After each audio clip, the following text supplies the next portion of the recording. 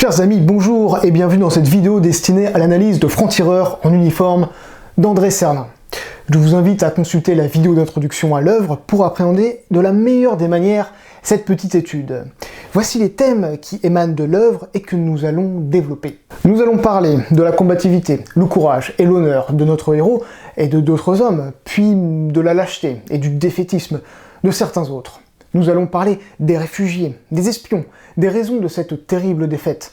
Nous allons par conséquent parler des stratégies militaires allemandes, des crimes de guerre commis lors de cette invasion, qui sont aussi soulignés par l'auteur. Nous allons parler de la fuite des Anglais, pendant que les Français se sont sacrifiés pour que ces messieurs puissent prendre le bateau. Nous parlerons aussi de Garnier et de l'ennui qu'il peut par moments ressentir. Nous parlerons de la précision des événements dans l'espace et le temps, de cette rigueur historique que l'auteur s'est attaché à respecter dans son œuvre. Nous parlerons même de la foi chrétienne, du rapport qu'entretient Garnier avec Rivière et de plein d'autres anecdotes très intéressantes. Et nous finirons par le patriotisme avant de passer à la conclusion. Bon, vous êtes prêts ? Vous avez un thé, peut-être un verre de vin, un spiritueux à vos côtés? Très bien. Allons-y. Commençons par la combativité, le courage et l'honneur.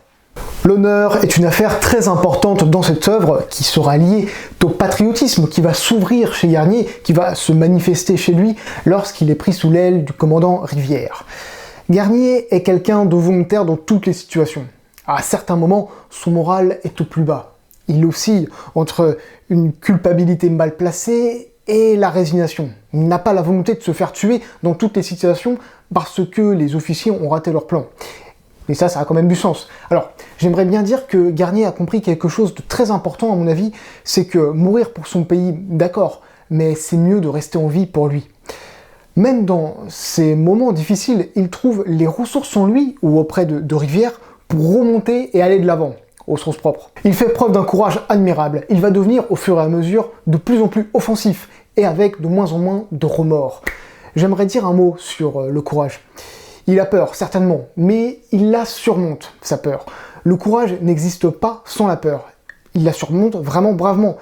Il va donc en fait lui arriver d'être découragé, en particulier lors des bombardements, et il va en vivre de terribles. On va cerner le caractère de Garnier dès les premières pages du livre. Il va se porter volontaire, plus pour prouver que c'est un homme d'action auprès de ses camarades qui, eux, le considèrent avec moins d'estime. Lui aussi, au début, il est dur avec lui-même. Il se perçoit comme un petit bourgeois, un intellectuel, un pacifiste, un humaniste, avec un goût pour une espèce d'anarchisme léger.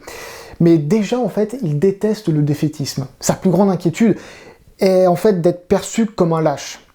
Donc, il se porte volontaire pendant la période de la drôle de guerre pour une mission dans le No Man's Land, afin de récupérer vivant un soldat allemand et de l'interroger car il redoute une attaque. Il va faire preuve de bravoure, sera décoré de la Croix de guerre avec citation à l'ordre du corps d'armée. Et notre cher Marcel Garnier dit au sujet de sa décoration « Mais elle m'aura surtout appris qu'on peut être dire et penser que la guerre est une immonde stupidité et s'apercevoir qu'il est agréable de tuer. » C'est inquiétant quand même, hein. Bref. Son point de vue évoluera plus tard. Il se demandera même s'il n'est pas devenu militariste quand il va voir comment les troupes qui arrivent à Douvres, en retraite de Dunkerque, sont accueillis comme des héros, alors qu'en fait ils fuient le combat. Et que si pour eux c'est une victoire, eh ben, ça va être plus simple pour Hitler. Enfin bref. À Sedan, Garnier commande un groupe d'hommes dans un bunker avec vue sur la Meuse. Il va subir l'offensive allemande et il va suivre et respecter ses mots d'ordre. Résister sur place et sans esprit de recul et sans tenir compte des pertes. Je rajouterai sans armes adéquates et munitions. Ils vont subir les bombardements pendant des heures, de façon comparable à Verdun. Et ça, c'est un point intéressant que l'auteur mentionne explicitement. Ils vont tenir durement, vont faire sauter des chars ennemis, se battre avec courage. Ces hommes se feront quasiment tous tuer, et d'autres vont vouloir arrêter de se battre. Mais Garnier donne le meilleur exemple. Mais les Allemands vont reconstruire le pont qu'ils avaient à moitié détruit, et il culpabilise. Il va avoir honte d'avoir failli à sa mission. Ça va renforcer sa détermination, et il va retenter cette opération au cours d'une mission où il se déguise avec ses copains en soldat allemand. Et l'un de ses camarades qui va porter les explosifs sur le pont va sauter au mauvais moment. Il a explosé. Garnier va même échapper à la mort. Un SS va se mettre à lui tirer dessus à la MP40 dans une forêt et à abattre l'un de ses camarades. L'auteur va écrire ces paroles très surprenantes. Il se sent plus proche du SS qui a failli le tuer dans la forêt que les Français qui ont lâché pied sous les bombes des Stuka. On pourra lire un peu plus tard, la défaite est encore une abstraction pour lui. En tout cas, ce n'est pas sa propre défaite. Jamais peut-être il ne s'est senti, contre toute apparence, plus libre ni plus seul. Et ce n'est pas à cause de sa fatigue que l'aiguillon du désir était en lui. Il n'éprouve pas le besoin d'écrire à sa maîtresse. Il a, contre lui-même et contre les autres, toute la cruauté inconsciente des jeunes gens dont l'ambition essentielle est de prendre possession de leur être. Force élémentaire modérée par son éducation, mais semblable à celle qui aiguillonnait le fanatisme des jeunes nazis, troupes de choc d'Hitler et vainqueurs trop faciles de la bataille de Sedan. Après 3 jours de combat, malgré les incertitudes de l'avenir, Garnier constatait avec satisfaction et sans aucune modestie qu'il avait bien meilleure opinion de lui-même qu'auparavant. Voilà, il a une certaine fierté, un certain orgueil qui va se développer tout au long de cette terrible campagne. Garnier fait partie de ces soldats qui n'accepteront jamais la défaite d'un point de vue personnel et voudront toujours se battre sans autant se sacrifier bêtement, comme je l'ai dit précédemment. Et c'est là toute la subtilité de sa réflexion. Encore une fois, Garnier fait preuve tout au long de récits d'intrépidité dans les combats. Ces grands moments, en fait, c'est quand il va se greffer en tant que véritable franc-tireur dans l'une des automitrailleuses appartenant au commandant Rivière. Et là, moi je me le représente comme ça, c'est comme si c'était un corsaire avec son armada qui navigue dans un territoire entouré par les Allemands. Il chope de l'essence à droite à gauche, essuie des escarmouches, combat durement tout en fonçant vers Dunkerque. Et là, notre héros, il se sent invincible et totalement libre. Il est avec sa mitrailleuse à l'arrière du véhicule qui fonce sur les routes de France et c'est incroyable en fait. Les attaques de Stuka vont même plus l'impressionner, il en abat probablement à un moment du livre. Il était fier de son intelligence avec orgueil. Maintenant, il est fier de son courage car c'est bien plus exaltant. Lorsqu'il se trouve à Dunkerque, l'auteur écrit cette phrase. Garnier voulait demeurer au bastion parce qu'il s'y sentait mieux que partout ailleurs, au cœur de la bataille. Alors, ce qui est assez édifiant de son état d'esprit. Et après Dunkerque, où il va vivre assurément ses moments les plus durs, il part à Douvres et revient à Cherbourg avec le commandant Rivière. Ils ont la volonté de continuer le combat. L'auteur écrit cette phrase. Il se sentait soudainement inquiet, comme si le danger et la peur lui manquaient, et comme s'il n'avait pu vivre que dans la crainte de mourir d'un moment à l'autre. Il avait besoin d'émotions fortes, comme un ivrogne d'alcool. Il n'osait pas encore se l'avouer, mais il n'y avait pas pour lui d'autre alternative que de se battre ou déserter. Fin de la citation. Mais la désertion remettrait en jeu son honneur, donc il continuera à se battre. Il va même commander une batterie de 75 qui va se mettre des chars allemands, il s'occupera même un petit peu de remettre dans l'ordre dans les colonnes de réfugiés. Voilà, donc je ne développe pas plus, mais ce qui est intéressant c'est que Garnier va cocher toutes les cases un petit peu de là où l'armée française aurait dû vraiment s'engager et être à fond. C'est vraiment une œuvre sur le courage, la persévérance, l'honneur, la volonté et la combativité. Et finalement, le patriotisme. Mais on verra ça plus tard. Voilà, c'est pour ça que j'aime beaucoup le personnage de Garnier. La lâcheté et le défaitisme.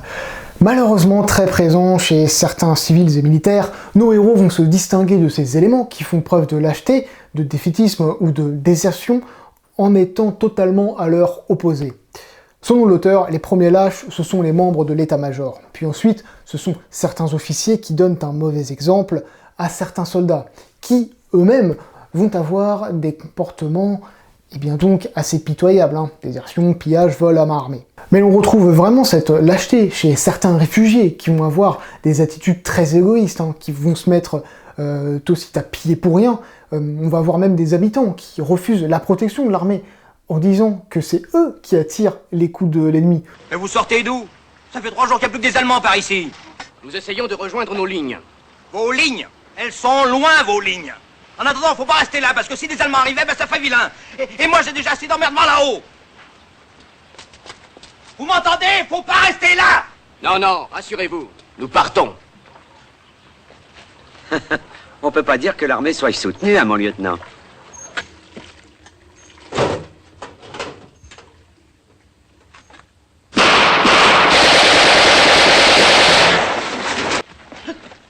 Mais vous êtes cinglés! Calmez-vous, calmez-vous. Mais si les Allemands les voient, ils vont nous tuer, ils vont raser le village! Et ma femme qui accouche! Comme on a ceux puisqu'ils vont vendre très cher leur victuailles aux soldats à un prix encore plus exorbitant. Tiens. Qu'est-ce que vous voulez, vos militaires? À manger, c'est possible? Non, et plus rien. Bah, et ça?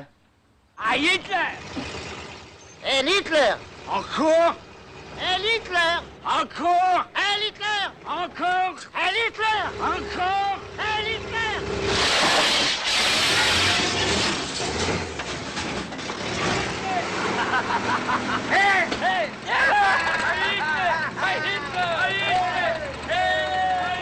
Certains feront le contraire, bien sûr. Hein. J'ai l'exemple d'un type qui va donner par exemple toute son essence à Rivière pour ses véhicules, une fermière qui ne va rien faire payer à Garnier et à Rivière, tout comme on a aussi, voilà, je me souviens, il y a une dame aussi qui va accueillir Garnier pour qu'il puisse se reposer et dormir chez elle, alors que tout le monde refuse l'hospitalité à notre héros. Le défaitisme, c'est malheureusement quelque chose qui sera très présent dans la bouche de certains soldats et de certains fuyards tout au long de l'œuvre. Hein. Et ça, c'est un truc qui rend absolument fou Garnier et Rivière. Si bien que l'un de ces hommes, qui va s'en tirer funestement, va se plaindre à nouveau jusqu'à ce que Garnier le menace de le mettre aux arrêts pour défaitisme. Garnier ne supporte pas ça.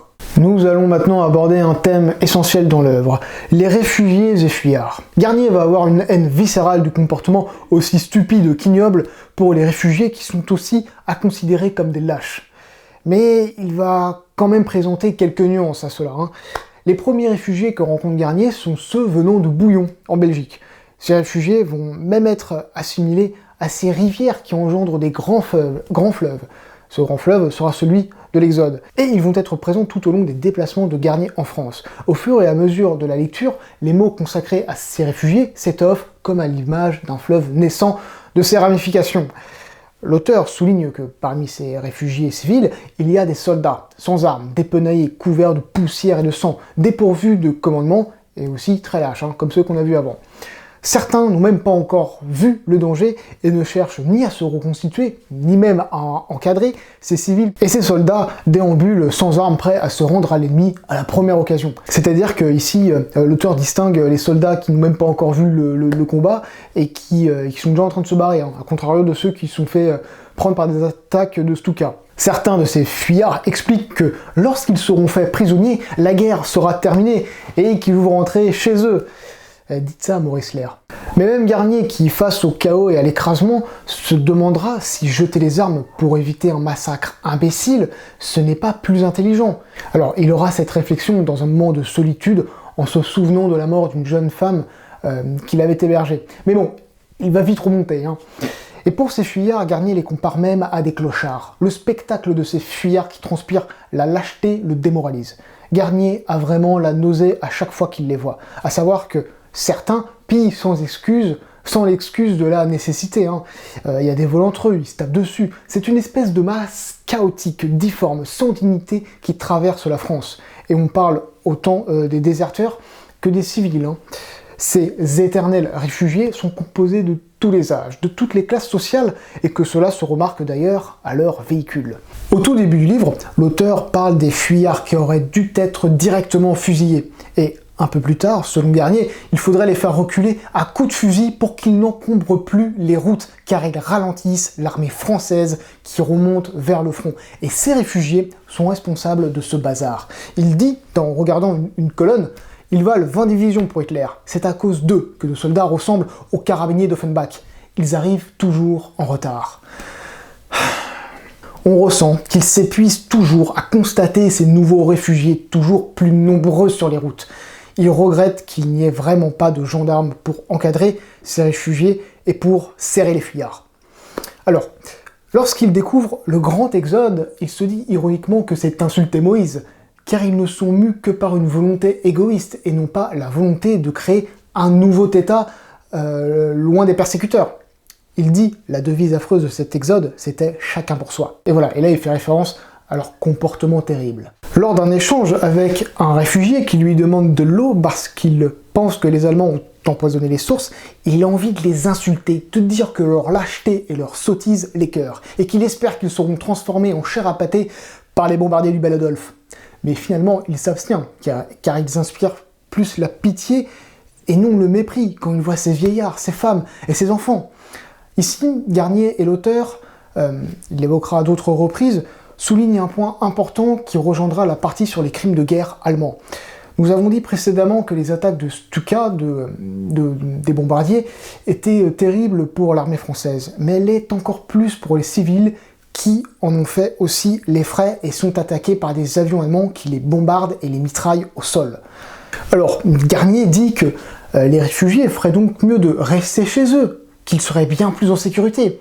Alors, il faut savoir que la France a constaté la manière dont la Luftwaffe avait traité l'arrêt des combats avec Rotterdam, qui avait été réduit en cendres, comme d'autres villes d'ailleurs. Il y aura Dunkerque aussi, et d'autres.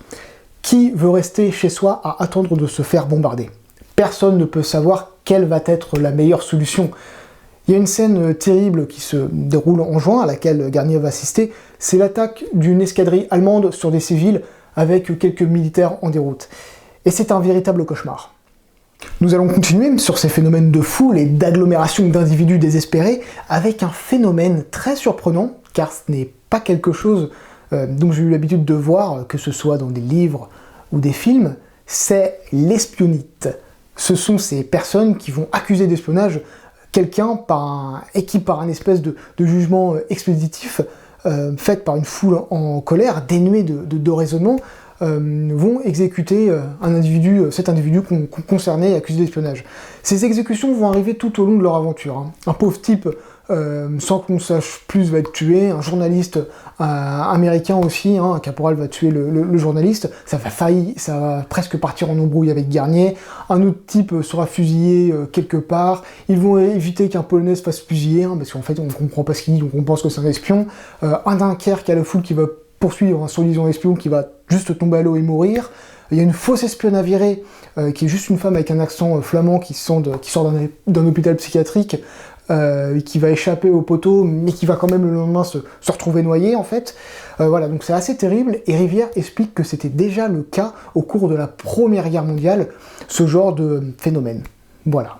Les raisons de la défaite, chose très sérieuse. C'est l'une des raisons pour laquelle ce livre est un véritable roman historique. C'est la lucidité avec laquelle l'auteur va expliquer les raisons de cette terrible défaite. Elles sont nombreuses. La première, selon l'auteur, c'est peut-être le comportement de notre gouvernement et de nos états-majors. La stratégie qui s'est concentrée sur une attitude défensive, l'état d'esprit avec lequel ils ont mené les combats et qu'ils ont insulfé à certains officiers, qui s'est répercuté sur le moral de nos soldats avec ce manque de volonté. Et un manque de volonté qui vient aussi d'un souvenir d'une terrible victoire que l'on a trop durement gagnée lors de la Première Guerre mondiale. Le matériel, souvent caduc, et la manière dont nous avons employé nos forces. On pourra aussi parler du comportement de nos alliés, la Belgique et la Grande-Bretagne. Il y a aussi des choses qui ont été manquées dans les années 30. Ce qui ressort dans les livres, c'est que les premiers responsables de cette défaite est donc le gouvernement, qui est constitué, selon l'auteur, de lâches, de médiocres et de traîtres. On va y aller fort. Je vais vraiment vous donner la quintessence des idées avancées dans ce bouquin, et qui est exprimée à la fois par les protagonistes et par l'auteur dans ses moments de narration. Les Daladier et les Reynaud sont donc à punir, car ils n'ont jamais eu la volonté de se battre. L'état-major est composé de généraux trop vieux, comme Huntziger, qui sont dépassés, qui ne comprennent rien à ce qui se passe, comme le gouvernement par les événements et les évolutions militaires, stratégiques et technologiques. Le commandant Rivière dira en voyant un colonel qui vient de se suicider que c'est plutôt Gamelin, Daladier, Reynaud et Blum qui auraient dû faire cela.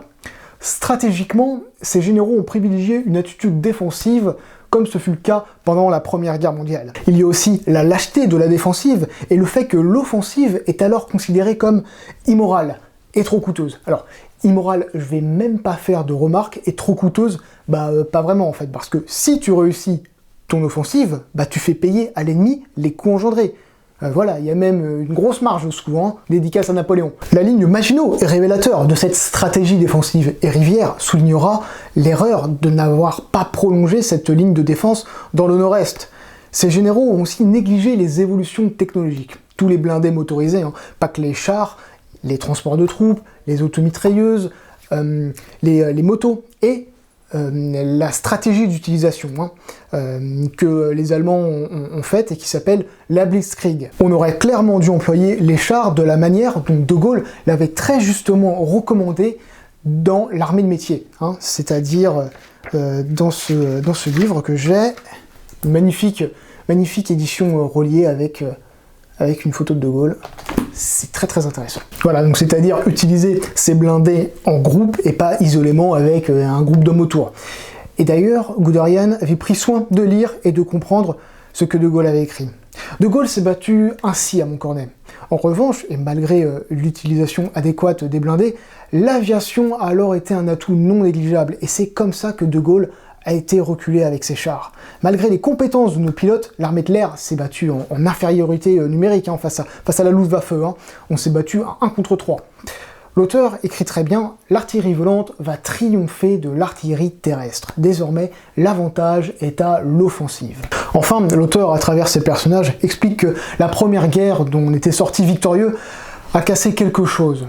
Certains soldats ont manqué de courage. Bon, ils étaient mal dirigés, mal organisés, et ceux qui ne se trouvaient pas sur la ligne Maginot, mais donc à la charnière, ont subi des attaques terribles, qui moralement ont été très dures.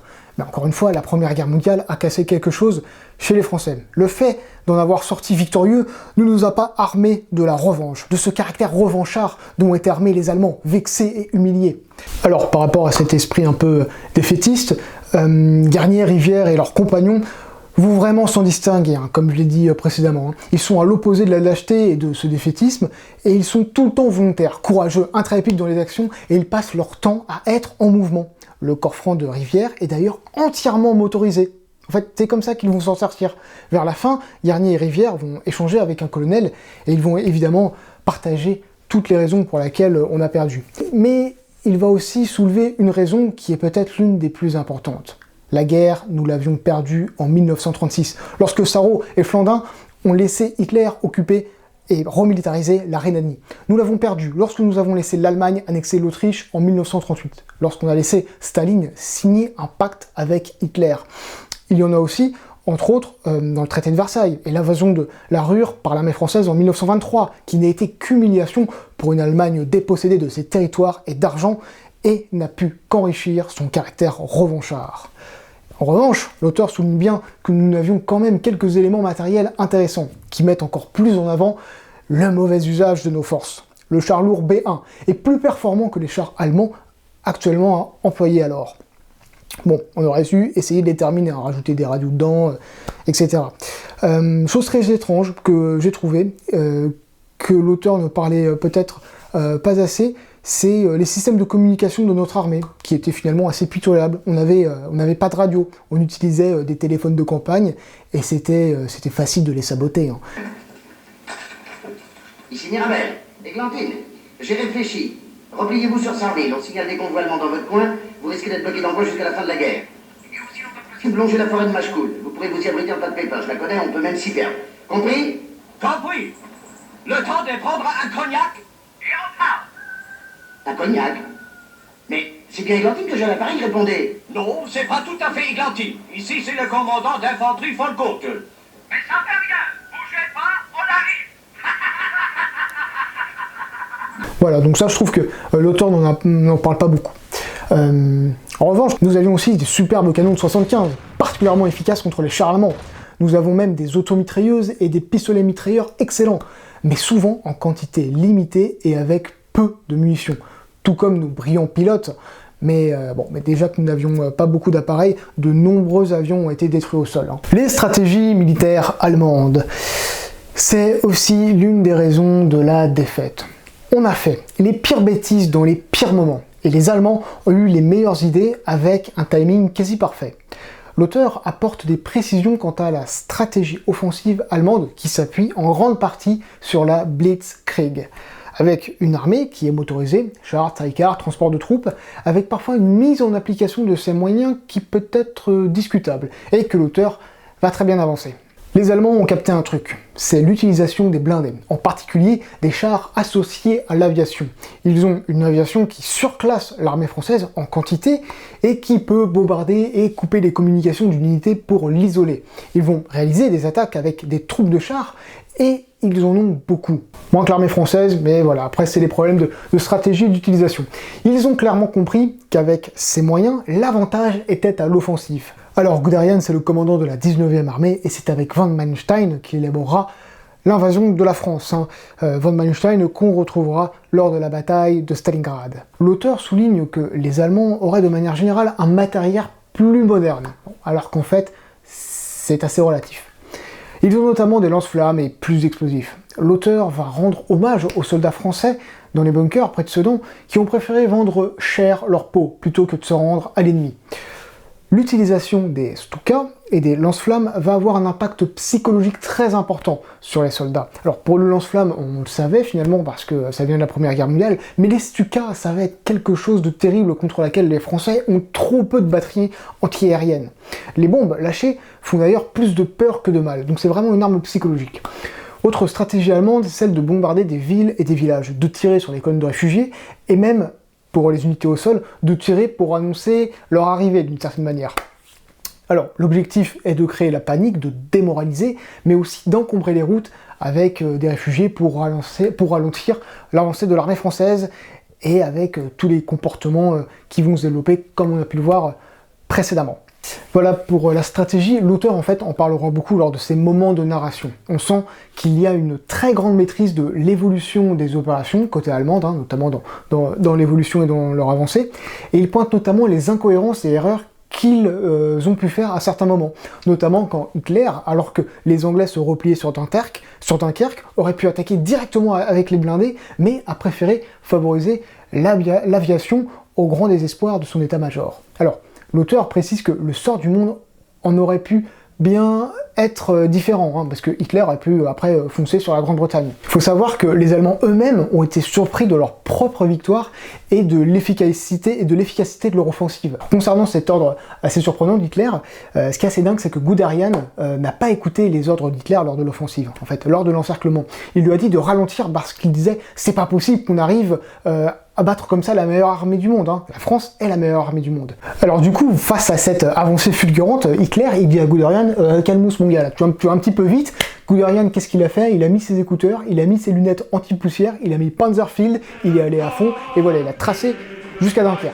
Alors Hitler, il lui a dit, très vexé de ne pas avoir été écouté par Guderian, « Très bien mon gars, maintenant tu t'arrêtes, et maintenant ça va être au tour d'un autre. » Et la Luftwaffe, qui était très fidèle au Führer, très politisée, très nazi, a eu le monopole de l'attaque de Dunkerque. Et les bombardements ont été quelque chose de terrible. Et nous allons maintenant y venir en passant à une étude sur les crimes de guerre allemands. Chose abominable, l'auteur décrit l'ensemble des terribles crimes de guerre que les Allemands vont pouvoir commettre envers les populations civiles lors de l'invasion. Alors cela fait partie intégrante de leur stratégie, comme on l'a vu. Prenons encore un petit peu de distance. Ces faits racontés dans le livre, bien qu'ils aient existé, ne témoignent pas forcément du comportement de tous les Allemands. Certains ont su se comporter comme une armée d'occupation sans basculer dans la barbarie. En fait, c'est terrible, mais c'est simplement la guerre. Il y a eu des crimes partout et il y en aura toujours. Alors, comme crime de guerre, il y a les bombardements sur des villes comme Rotterdam, Dunkerque ou Beauvais, où en fait, ils ne tirent pas directement sur des positions uniquement fonctionnelles, on va dire comme des raffineries de pétrole, des ports, mais plutôt sur des habitations, des édifices religieux, comme la cathédrale de Beauvais, qui va être particulièrement dénoncée par l'auteur. Il dira d'ailleurs que ces actions, que ces tactiques barbares sont finalement stériles, comme les bombardements de représailles qui vont être réalisés en Allemagne de la même manière en 1945.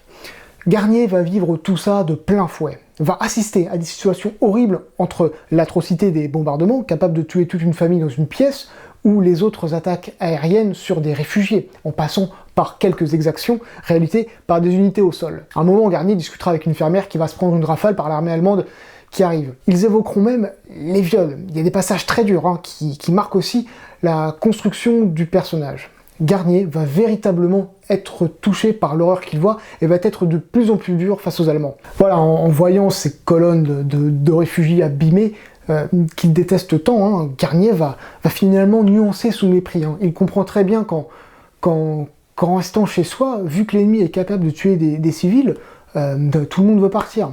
Enfin bon. Il redoute notamment que les Allemands soient prêts à bombarder Notre-Dame ou le Louvre, et c'est pour ça que Paris a été déclarée ville ouverte le 11 juin. Les Allemands sont même comparés aux troupes d'Attila. Alors, il n'y a pas seulement les civils qui vont faire les frais des crimes de guerre. Il y aura par exemple, évidemment, des soldats qui arrêteront pendant la bataille de France une colonne de chars allemands avec un canon de 75. Hein. C'était la technique du bouchon. Ils seront encerclés par les Allemands, et comme ils sont perdus sous les injonctions allemandes, les Français lèvent les mains. Sauf un officier qui se précipite sur un canon, mais est abattu. Les Allemands vont alors abattre tous les autres Français, même s'ils étaient en train de se rendre. André Cernin rendra un hommage à certains tirailleurs sénégalais qui seront fusillés par les Allemands après la bataille, car ils sont loin de correspondre à leur idéal arien dans leur idéologie raciste. Hommage à ces hommes qui sont partis se battre loin de leur terre natale. Parlons de la fuite des Anglais. L'auteur exprime la véritable trahison ressentie par l'armée française quant au comportement des Anglais. Leur fuite face au combat en se reposant sur le travail des Français pour les couvrir. L'auteur va mettre en avant la quantité considérable de matériel laissé par nos amis britanniques en plein milieu des routes et à Dunkerque. Parfois, ils n'ont quasiment rien saboté, sauf en tirant un coup de mitrailleuse dans les moteurs des camions. L'auteur évoque la terrible discorde qu'il va y avoir entre les soldats français qui doivent rester ou partir au goutte à goutte par rapport aux soldats anglais qui sont prioritaires, avec tous les incidents que cela va créer. Voilà, en gros, ils se battent, il y a des Français qui sautent dans des canons anglais et qui les font couler, et les Anglais, quand ils chopent des soldats français sur leur bateau, ils vont les jeter par-dessus bord. Bref. Les Anglais ont été profondément déçus des Français à Sedan et sont inquiets quand ils voient notre capacité à repousser les chars. Leur seul objectif est désormais de rentrer en Angleterre. Bon, les Britanniques, ils auraient dû faire front, comme nous aussi, de notre côté, on aurait peut-être dû aborder une stratégie différente. Voilà. Mais les Anglais, en fait, ils ont juste pensé qu'on ferait office de bouclier entre eux et les Allemands. Alors, eux aussi, la victoire de la Première Guerre, ça les a pas encouragés. Et d'ailleurs, ils ont mobilisé beaucoup moins d'hommes qu'en 1914. Donc dans leur mentalité, c'est plus raisonnable de sauver les troupes d'une nation qui peuvent encore se défendre que celles d'un pays déjà à terre. Oui, ça fait mal, hein. Vous êtes quand même des lâches, hein, les Anglais. On a un moment très intéressant entre le vice-amiral Abrial, qui défend Dunkerque et organise le départ des Anglais, et Alexander, qui commande le retrait des Britanniques. Voilà, donc ils discutent de cela le lendemain du 31 mai. Les soldats français, dit Abrial, se sont battus pour protéger l'embarquement des Anglais. Il faut maintenant que vos dernières troupes participent à la défense de Dunkerque pour permettre l'évacuation de la plus grande partie de nos troupes. Tout a été sauvé de ce qui pouvait l'être, répond Alexander, très embarrassé. Non, interrompt un officier français, il reste l'honneur de l'Angleterre. Algarade, qui n'est pas inutile. Churchill, comprenant le bien fondé de leur acclamation française, fait parvenir à Alexander 24 heures de plus. Surtout, les marins anglais reviendront embarquer les Français jusqu'à la fin. Pas mal ce petit passage, hein? Un autre fait surprenant que l'auteur note, les Anglais ont voulu faire sauter des cargos au port pour éviter que les Allemands les prennent. Et ils se sont ratés, et cela a permis à 40 000 soldats français de partir. C'est pas rien, hein? Ah là là, sacré Brit. Alors, il y a aussi un autre extrait que j'aimerais beaucoup vous lire, qui rend hommage aux soldats français qui se sont battus pour ralentir donc l'avancée des Allemands. Et en fait, cet événement est vu à travers les yeux de notre héros, Marcel Garnier. Et c'est vraiment sympa. Allez, écoutez-moi ça. Il vit en plein jour un bataillon écossais, défiler au son des cornemuses sur la plage pour se rendre au port comme à la parade. Un sous-officier anglais lisant « Autant en emporte le vent » avec une telle passion qu'il en oubliait de prendre place dans une file d'attente. Il vit sur le front ouvert entre Mardyk et Berg les troupes françaises, tout à fait seules, maintenant, après le départ des Anglais, reculer lentement devant les fantassins allemands, plus nombreux, plus reposés, mieux armés, mais ne pas s'écrouler cependant sous le déluge des obus. Il vit dans Berg, aux trois quarts encerclés et brûlant sous le ciel bleu, les réservistes français tenir tête tout seuls aux soldats d'Hitler, malgré le manque de munitions. À Sten, près de Berg, il vit le maire du village ouvrir lui-même les robinets de ses cuves pleines d'alcool et le répandre dans la campagne inondée jusqu'à ce qu'un obus allemand l'enflammât et que l'incendie arrêta les Allemands menacés d'être brûlés vifs. Il vit l'amiral Platon parcourant la ville sous les bombes et échappant de peu à la mort dans la chute d'une façade près de la place Jean-Bart. Il vit l'enseigne du vaisseau Châtel, signant avec le sourire un chèque de 5 millions au nom des chantiers de France pour soulager la conscience scrupuleuse du receveur des finances par un faux délibéré et patriotique qui empêcha la cessation des paiements. Il vit exploser sous le ciel, au-dessus de la gare de Saint-Paul, des caisses de munitions d'un train atteint par les bombes, dont les wagons montèrent très haut au-dessus de la fournaise avant de retomber avec un bruit terrible autour du fort Ouest. Wow, pas mal, n'est-ce pas, hein? Chose assez intéressante, Garnier est sujet à l'ennui, et il ne veut pas s'ennuyer, il ne supporte pas de s'ennuyer.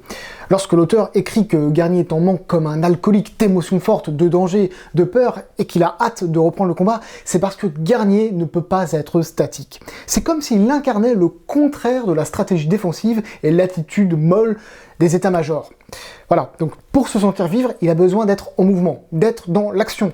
Il se sentira d'ailleurs libre et il se sentira vivre lorsqu'il est avec Rivière sur l'automitrailleuse. Il incarne vraiment l'idéal de ces troupes motorisées, très efficaces, très jeunes, très modernes, très offensifs, très mobiles, très actifs, avec un moral de fer. En fait, Garnier personnifie la stratégie qu'on aurait dû adopter. Alors il y a un truc qui est vraiment génial et extraordinaire dans le livre, c'est la précision des lieux et des événements. Voilà, la rigueur historique des événements dans l'espace et le temps.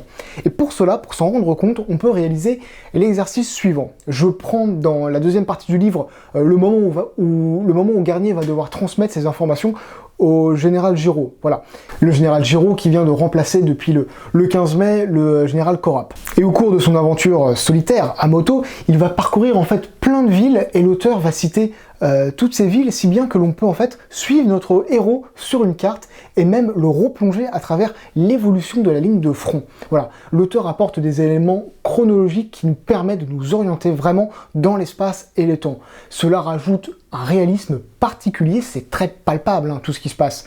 Et voilà, c'est quelque chose que j'aime beaucoup. Et voilà, et par exemple, un truc encore plus dingue, je vais un petit peu vous spoiler. Préau, qui a 30 ans et qui fait partie de l'équipe du commandant Rivière, et qui se trouve d'ailleurs être un des plus lâches, il veut absolument retrouver sa femme et ses enfants.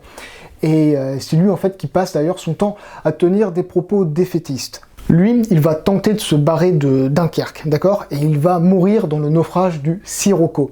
Et l'auteur explique qu'il embarque à la tombée de la nuit dans ce torpilleur qui avait déjà coulé 3 sous-marins allemands depuis le début de la guerre, hein, et qui est d'ailleurs le frère de Labourasque, un autre navire sur lequel Préau a été, mais qui aura fait naufrage. Il se sera retrouvé à bord, mais il va donc retourner sur le Sirocco. Bref. Et l'auteur explique exactement le trajet que le Sirocco va réaliser dans la réalité, avec le passage par le nord, le dépassement de la bouée lumineuse du Cointe. Le navire va même esquiller 2 torpilles, mais va s'en prendre une qui va l'immobiliser, avec un de ses canons de 130 mm qui va tomber à l'eau. Il va y avoir cet avion ennemi qui va larguer une bombe et qui va toucher la soute à munitions. Et le pauvre Préau périra noyé. Voilà. Et tout cela est entièrement vrai. Regardez ce que j'ai trouvé. Tout est décrit comme dans le livre. C'est vraiment incroyable. C'est d'un réalisme extrême. Chaque événement, aussi subtil soit-il, est totalement fondé. Tout est vrai dans ce livre. C'est vraiment touchant. Voilà, et comme ça, il est raconté que Garnier va s'échapper de Dunkerque avec le HMS Chicari, soit le dernier navire allié à quitter le port de Dunkerque le 4 juin 1940 et qui embarque à 3h45 600 soldats français. Alors, chose très intéressante aussi dans le livre, ça va être la présence du christianisme, de la foi chrétienne.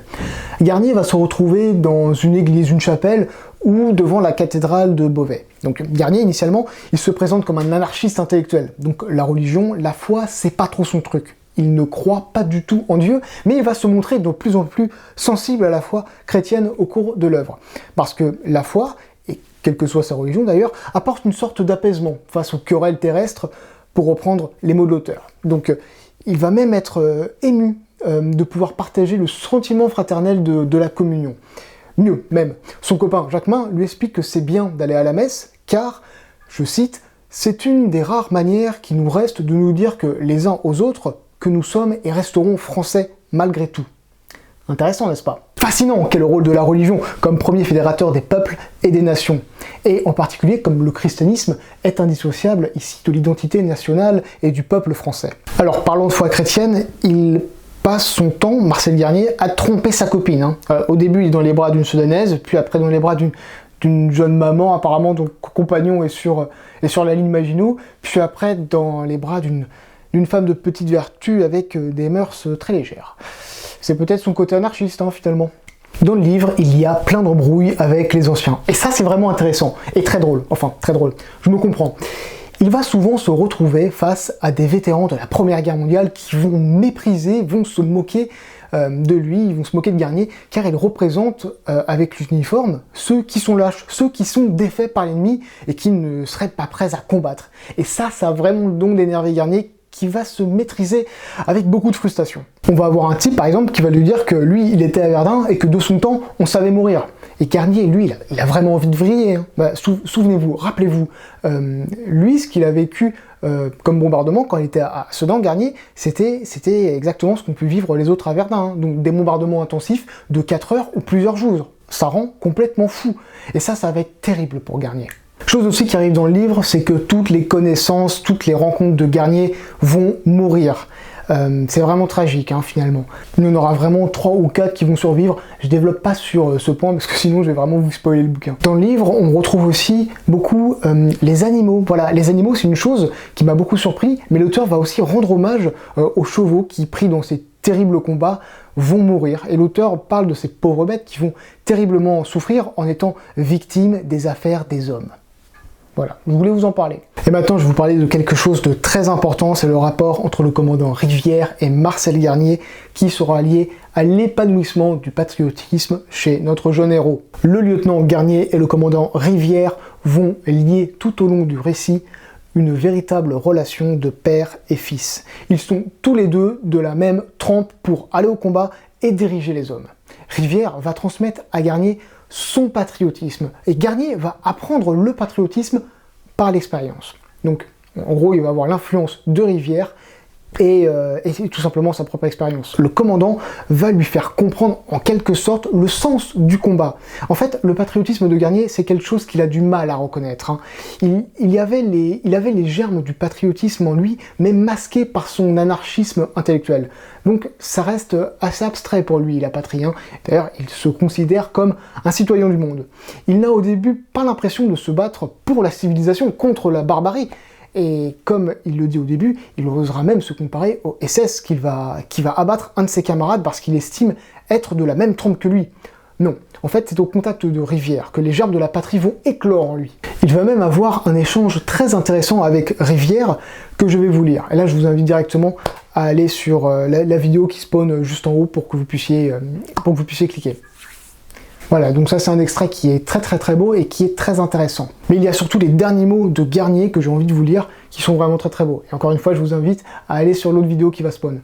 L'auteur, à travers les échanges qu'entretiendront ces différents personnages et ses apartés narratifs, va parler de l'armistice signé par le maréchal Pétain. Pétain, qui est quand bien même très âgé, mais aussi le vainqueur de Verdun. Et beaucoup d'espoirs ont été placés entre ses mains à ce moment-là. Voilà, on attend beaucoup de lui.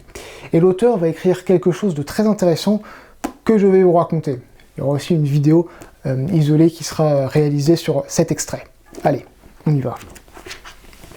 Du 17 au 25 juin, la France a reconnu sa défaite, mais la guerre continue. Les blindés allemands avancent à toute vitesse comme des touristes pressés, faisant des centaines de milliers de prisonniers dont la plupart ne font guère de résistance, persuadés qu'ils seront bientôt libérés.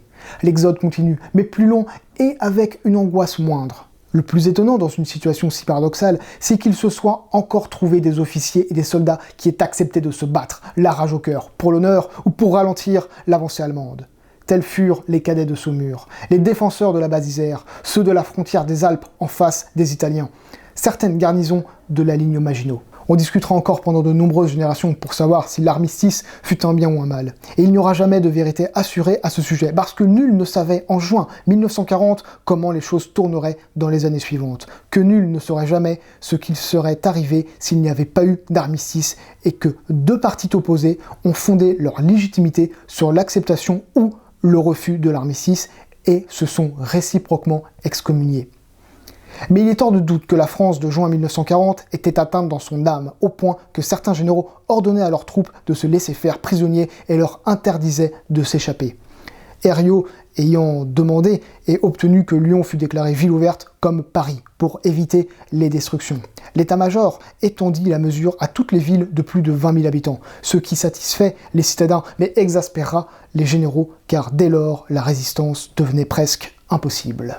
Et je ne vous le fais pas dire, comme cela anime encore les plateaux télé, comme les écrits d'historiens ou d'essayistes. Et donc, dans toutes les conventions internationales, le vaincu doit se soumettre au vainqueur et doit soumettre sa police. Je vais vous mettre un pistolet sur la tempe et je vais vous dire de tabasser pro et vous allez me dire mais je ne suis pas responsable. Mais je trouve très choquant ce qui se dit sur ce plateau. C'est la période la plus sombre de l'histoire française. Les gaullistes pensent qu'on aurait pu ne pas signer l'armistice, alors que je pense que ce fut l'erreur d'Hitler. Je pense qu'il a perdu la guerre en signant l'armistice, parce qu'il aurait dû aller tout de suite en Afrique et prendre la route du pétrole. On avait le choix entre quoi? On avait le choix entre un régime collaborateur et un Gauleiter allemand. Et le Gauleiter allemand, je peux vous dire que les Français n'auraient pas rigolé, et en particulier les Juifs. On se met face à l'armée allemande et on écrase l'armée allemande. Gérard Leclerc tout seul écrase l'armée allemande. Si Pétain n'avait pas pris la décision de signer un cessez-le-feu et un armistice, est-ce que les Allemands auraient continué de tirer sur des colonnes de civils ou bombarder des villes? C'est faux. Est-ce que le sacrifice de ces civils et de ces villes valait le coup pour continuer un combat avec l'ensemble de nos forces dans l'état dans lequel elles étaient? Les avis sont partagés, mais le vôtre m'intéresse. Passons maintenant à la conclusion. Je vais pouvoir vous dire des choses très importantes. Pourquoi c'est un bon livre? J'aime la réflexion sur l'honneur, le courage et la patrie. Marcel Garnier, c'est un homme qui avait un orgueil intellectuel, mais son sens de l'honneur l'amène à être volontaire et courageux. Et c'est ce courage qui l'exalte encore plus que son sentiment initial d'orgueil, son courage et sa combativité qui vont l'amener au patriotisme. Et il se demandera même s'il n'est même pas devenu un petit peu militariste, alors que c'était un pacifiste convaincu. Il se renforce face à la vision de la mort. Marcel Garnier ne voulait pas se marier parce qu'il était un petit peu anarchiste. Et ben maintenant, oui, il veut se marier et fonder une famille. J'en parle pas trop d'ailleurs dans le livre, mais le sujet est bien abordé. Il se définissait comme un petit bourgeois, un professeur des écoles, assez posé, et il va se transformer en soldat intrépide. Il va être touché par la chrétienté au sens où cela fait partie de son patrimoine culturel et ça fait de lui un Français. Tout comme la connaissance des territoires qu'il a parcouru, cette géographie, tout ça appartient à la France en fait. Et il se dit terriblement que les territoires défendus en quelques années ont été perdus en quelques semaines.